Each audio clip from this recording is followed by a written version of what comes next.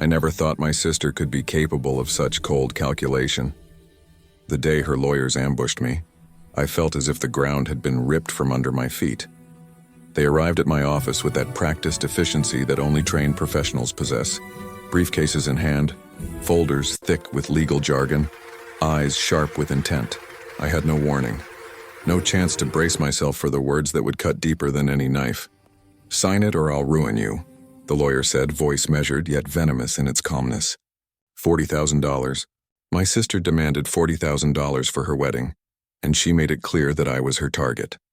My mind spun, struggling to reconcile the sister I had grown up with, the one who had shared secrets, laughter, and midnight snacks, with the woman sitting across from me, arms folded, eyes narrowed, and teeth bared behind polite smiles. I sank into my chair, chest tight, heart hammering. $40,000 was not just money. It was a measure of betrayal, a symbol of a bond turned transactional. I replayed memories like a film reel, trying to understand when everything had shifted. I remembered her wobbly first steps, the scraped knees I had kissed better, the nights we stayed awake whispering secrets only siblings could understand. The thought that someone I had defended from childhood fears could now threaten me in such a calculated way made the room spin. It wasn't just the money, it was the audacity, the sheer cruelty of her demand. How had she become a stranger in my life, wielding our shared history as leverage? I left the office feeling hollow, the rain outside mirroring the storm in my chest. Each drop seemed to mock me, reminding me of the tears I hadn't yet shed. I walked aimlessly, replaying every encounter with her, wondering when the love and trust we had shared had been replaced with threats and ultimatums. How had our sibling bond, one I had believed was unbreakable, become something that could be held hostage for financial gain? I questioned myself. Had I failed her somehow? Had the years of small misunderstandings, overlooked feelings, and silent resentments finally culminated in this moment? I felt powerless, cornered, and yet a tiny spark of resolve remained, buried beneath layers of shock and hurt. I remembered an old story my grandfather once told me about a rancher who purchased a girl for $2. Not to own her, but to help her, and in doing so found his own redemption. The story had always seemed quaint, almost fantastical, but now its meaning was clear. Sometimes acts of compassion create transformations that money and anger cannot. Perhaps, I thought, the way forward was not through confrontation or financial surrender, but through an act of empathy so profound that it could pierce through years of bitterness.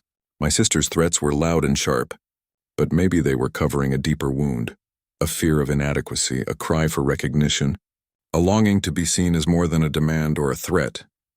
Over the next few days, I tried reaching out. I sent messages, made calls, left voicemails.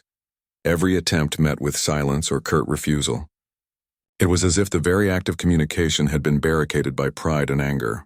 I reflected on our childhood, the times we had cried together over disappointments, the nights spent whispering fears no one else could understand, the simple joys we had shared that now felt like relics from a different life. I realized that what she was asking for, $40,000, was never truly the price of reconciliation or happiness. It was a barrier, a test, a reflection of something she could not express in words. And in that realization, I felt a shift. I could respond with resentment, or I could respond with understanding. I could repay her threats with fear, or I could repay them with love. Then unexpectedly, she appeared at my door. It was late, and the storm outside had turned into a torrential downpour. She was soaked, shivering, and for a moment I didn't recognize the sister I had once known. Gone was the confident, demanding woman. Instead, there stood someone fragile, vulnerable, and human. She didn't yell, didn't demand, didn't threaten. She simply looked at me with eyes that were pleading for understanding, for connection, for forgiveness. "Ati," she began, but the words faltered, swallowed by emotion and regret. I stepped aside, letting her in, and in that simple act, something began to shift between us. The anger I had rehearsed dissolved into a quiet determination to bridge the chasm that had formed over years of misunderstanding. We sat across from each other, neither speaking at first, the silence heavy but not uncomfortable. It was a silence filled with memories, with shared pain and laughter, with the unspoken acknowledgement of our humanity. I realized then that the $40,000 demand was a symptom, not the cause of the fracture in our relationship. The real issue was the emotional debt we owed each other, years of unspoken hurt, unacknowledged feelings, and the loneliness that comes when someone you love feels unseen. And in that moment, I made a conscious decision. I would respond not with legal maneuvers, not with ultimatums, but with empathy, patience, and generosity of spirit. I offered her tea, something warm to counter the chill of the storm and the weight of her fear. She accepted, trembling slightly, and as we sipped in silence, I spoke, not with accusation, not with bitterness, but with honesty. I told her I missed her, that I had never stopped caring, that I understood her fear and frustration. Slowly, hesitantly, she began to respond. Words tumbled out, awkward and fragmented, but they carried the weight of truth, regret, longing, and a desire to reconnect.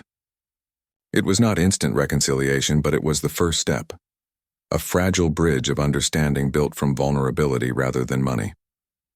By the time the rain subsided, the tension that had once seemed insurmountable had shifted into something fragile but hopeful. We both understood that the path ahead would not be easy, that there would be moments of doubt and temptation to retreat into anger. But for the first time in years, we were walking toward each other instead of away. I realized that acts of compassion, no matter how small, have the power to heal wounds that logic and contracts never could.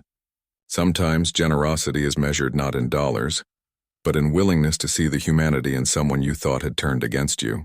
And in that simple act of opening my door, offering warmth and listening without judgment, I felt a profound shift, not just in my sister, but in myself. The days following that stormy night were not easy. My sister and I were still navigating a fragile truce, each of us cautious, unsure of how much trust we could extend without fear of it being weaponized. The $40,000 demand lingered like a shadow, unspoken but omnipresent, a reminder that our bond had been strained to its breaking point. I found myself thinking constantly about the little moments we had shared as children, the birthday parties, the whispered secrets under blankets, the way she had leaned on me when the world felt impossibly heavy. Those memories were a lifeline, reminding me that the sister I had loved all my life still existed beneath the layers of hurt, pride, and anger. I realized that the only way to reconnect with her wasn't through money or ultimatums, but through time, presence, and small acts of understanding that showed her she was seen. I began visiting her more often, not to negotiate or lecture, but simply to be present. We cooked meals together, sometimes in silence, sometimes laughing at small kitchen disasters. I listened when she spoke about her wedding plans, her frustrations with family expectations, and the pressures she felt that seemed to crush her spirit. She began to open up slowly, tentatively, revealing the insecurities that had fueled her threats. She confessed that she had always felt overlooked, that her dreams had often been dismissed, and that she had equated money with security and validation, because no one had ever given her the confidence to believe she deserved more. Listening to her, I felt a surge of empathy. The anger and fear I had carried began to soften, replaced by a desire to support her not through financial capitulation, but through love, understanding, and reassurance. One afternoon, as we were sorting through old family albums, I came across a photograph of us as children, our faces smudged with chocolate from a birthday cake, eyes bright and unguarded. She paused, fingers tracing the image, and whispered, "I miss this. I miss us." The vulnerability in her voice struck me profoundly. I realized that the money she demanded was never about greed. It was a misguided attempt to reclaim attention, care, and love she felt she had been denied. In that moment, I made a silent vow. I would meet her not with judgment, not with resistance, but with generosity of spirit. Even if it meant swallowing my pride, even if it meant enduring discomfort or risk. I would show her that our bond was worth more than fear, threats, or dollars. As her wedding approached, the tension within our family grew. Relatives whispered behind our backs, assuming the worst, expecting me to capitulate or face ruin. My sister's friends, unaware of the emotional complexities, urged her to press her demands, while others treated me as a villain for merely questioning the fairness of her ultimatum. It was a whirlwind of pressure, one that could have easily driven me into anger or despair, but I remembered the story of the rancher and the girl, and I realized that redemption, healing, and transformation rarely come through confrontation. They come through acts of unexpected kindness, moments where one chooses empathy over retaliation, where one responds to hurt with understanding rather than vengeance. One evening, a week before the wedding, my sister called me in tears. Her voice trembled as she admitted that she had felt lonely and unseen for years, that her threats had been a mask for fear, and that she hadn't truly wanted to destroy me but simply to be acknowledged. I listened, not interrupting, allowing her words to fill the space between us. And then I said something I hadn't expected myself to say. You don't need to pay me to have my love. You never did.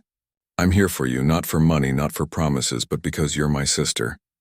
There was a pause on the other end, a fragile, trembling silence followed by a whispered, I don't know how to say thank you. That moment, small yet monumental, marked the beginning of a profound shift. From that point forward, our relationship began to change in subtle but significant ways. She started to trust me again, to confide in me without fear of judgment or reprisal. We planned parts of the wedding together, not as adversaries negotiating contracts, but as sisters reclaiming the bond that had never truly been broken. I realized that her insistence on the $40,000 had been a cry for connection, a test of whether I would respond with love or let resentment rule my actions. By choosing compassion, I not only restored our relationship but also created space for her to heal and grow. It was a lesson that resonated far beyond our family. The most transformative acts of generosity are often invisible, quiet, and delivered without expectation. The day before the wedding, I watched her as she walked through the garden, adjusting her veil and laughing softly at a story one of her friends told. For a moment I saw her not as a demanding sister or a figure of fear, but as the little girl who had once clutched my hand in the dark, believing that love would protect her. I realized then that the $40,000, the threats, the legal battles, they had all been superficial obstacles masking a deeper truth. Our bond, nurtured with care and patience, was infinitely more valuable than any sum of money, and in that realization I felt a deep sense of peace. I understood that forgiveness, understanding, and the willingness to act with empathy can heal wounds that logic, contracts, or anger never could. By the time her wedding morning arrived, we were not just sisters in name but in heart. The fear, resentment, and tension had dissolved into trust, warmth, and genuine affection. My sister approached me, eyes bright, and said simply, "Thank you for never giving up on me." Those words, spoken without fanfare, carried more weight than any legal document, more impact than any financial transaction. I knew then that our relationship had been transformed not through compliance or capitulation, but through deliberate acts of compassion, acts that proved love is stronger than fear, empathy is stronger than threats, and understanding is stronger than pride. The morning of her wedding dawned crisp and bright, sunlight spilling across the garden where preparations were in full swing. Flowers were arranged with meticulous care, tables set under the shade of tall oaks, and a gentle breeze carried the faint scent of roses. I watched my sister from a distance, her face radiant, framed by her veil, eyes sparkling with excitement and nervousness. In that moment I felt a surge of emotion so profound it nearly choked me. Pride, relief, and a quiet, enduring love. The memory of the lawyer's ultimatum, the $40,000 demand, the threats, the fear, seemed distant, almost unreal, replaced by the reality that we had arrived at a space where empathy, patience, and understanding had healed the wounds that money and anger could never reach. As I approached her, she turned and smiled, that soft, vulnerable smile I had known since childhood. She took my hand gently, her fingers warm, and whispered, "I know I've made things so hard. Thank you for being here, for everything." I felt the tension, the fear, and the anger of the past weeks dissolve completely in that simple exchange. Tears threatened to spill, but I held them back, letting the moment imprint itself on my heart. I realized that true generosity is not measured in dollars, contracts, or legal victories. It is measured in courage. The courage to open your heart when it is easiest to close it, to forgive when you are tempted to resent, and to give love when fear demands retaliation. The ceremony began, and I watched as my sister walked down the aisle, every step carrying the weight of her journey, the doubts, the insecurities, and the hidden loneliness that had once driven her to demand money from me. Yet she was not the same person who had threatened to ruin me. She was a woman transformed by the very act of vulnerability that had allowed us to reconnect. I thought about the nights we had spent whispering in the dark, the countless small gestures of care that had built our bond over time, and the pivotal moment when I had chosen compassion over anger. In that moment, I understood something profoundly, simple yet life-changing. Acts of love, however small or quiet, have the power to reshape destinies, heal old wounds, and restore faith in humanity. After the ceremony, as family and friends celebrated, my sister pulled me aside. Her eyes glistened with unshed tears, and she held both my hands in hers. "I realize now," she said softly, "that the $40,000 was never what mattered. I thought I could buy certainty, respect, even love, but you've shown me that none of that comes from money. It comes from connection, trust, and caring. You've given me more than I ever thought I deserved." I was struck by the sincerity of her words, the depth of reflection that had replaced her earlier anger.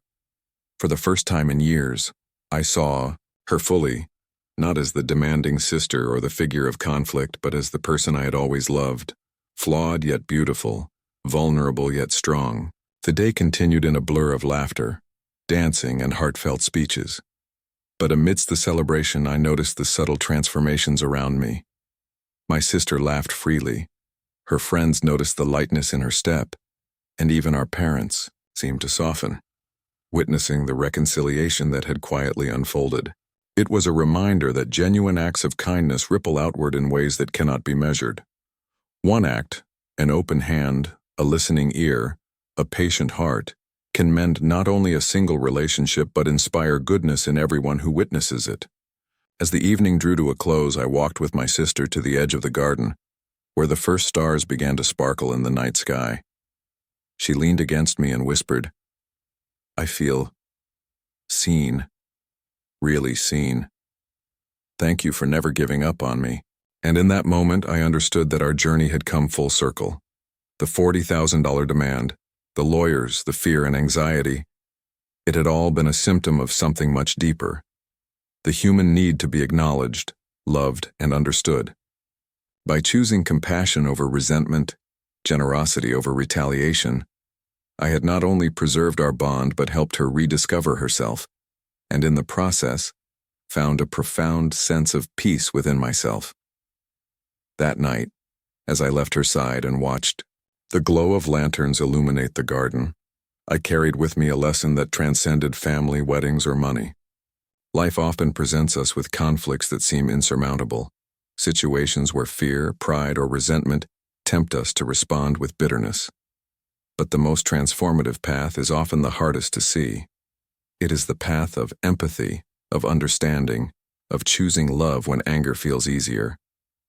My sister and I had walked that path together, and in doing so we discovered that even the deepest fractures can be healed, and even the most hardened hearts can soften.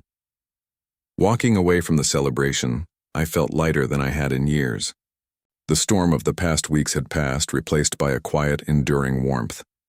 I thought of the little girl she had been, of the promises and bonds we had shared in childhood, and of the woman she had become through reflection, vulnerability, and the willingness to let go of fear. And I realized something profound. Generosity, compassion, and empathy are not just gestures, they are lifelines. They transform relationships, restore hope, and remind us of the incredible resilience of the human heart. That night, beneath a sky glittering with stars, I carried with me not only the memory of reconciliation but the certainty that love, patience, and kindness have the power to redeem even the most fractured bonds.